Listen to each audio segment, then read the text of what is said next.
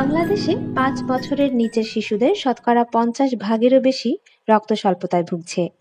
২ বছরের কম বয়সী শিশু এবং বয়ঃসন্ধিকালের শিশুর রক্ত স্বল্পতা প্রধানত আয়রনের ঘাটতিজনিত কারণে হয়ে থাকে। বেশি দুধ পান এবং অতিরিক্ত দুগ্ধজাত খাবারের উপর নির্ভরশীল শিশুরা রক্ত স্বল্পতায় ভোগে। তাই ৬ মাস বয়স থেকেই শিশুকে আয়রন সমৃদ্ধ পুষ্টিকর খাবার খাওয়াতে হবে। তবে শিশুকে প্রতিদিন সঠিক পরিমাণে পুষ্টিকর খাবার খাওয়ানো বাবা মায়ের জন্য কষ্টকর বটে, কারণ অনেক সময় শিশু ঠিকমতো খেতে চায় না।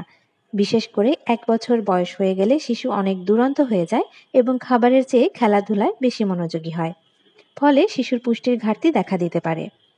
মনিমিক্স হতে পারে এই সমস্যার একটি কার্যকর সমাধান, কারণ এতে রয়েছে vitamin A, vitamin C, folic acid, iron এবং জিঙ্ক। এসএমসি এন্টারপ্রাইজ লিমিটেডের এই মনিমিক্সের মূল্য ৮৪ টাকা। প্রতি বক্সে ৩০টি প্যাকেট রয়েছে। প্রতিদিন এক বেলা একটি করে প্যাকেট শিশুকে খাওয়াতে হয়। ভাত, খিচুড়ি অথবা সুজির প্রথম কয়েক লোকমার সাথে ভালোভাবে মিশিয়ে নিতে হয়।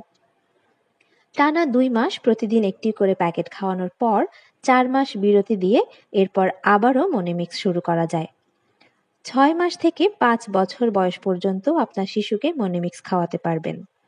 ৬ মাস থেকে ২৩ মাস বয়সী শিশুর ক্ষেত্রে মনিমিক্স খুবই কার্যকর। বিশ্ব স্বাস্থ্য সংস্থার মতে বাংলাদেশে ৬ মাস থেকে ৫৯ মাস বয়সী শিশুর ক্ষেত্রে এই মনিমিক্স দারুণ কার্যকর। মনিমিক্স শুরু করার আগে এর নির্দেশনাগুলো ভালোভাবে জেনে নিতে হবে।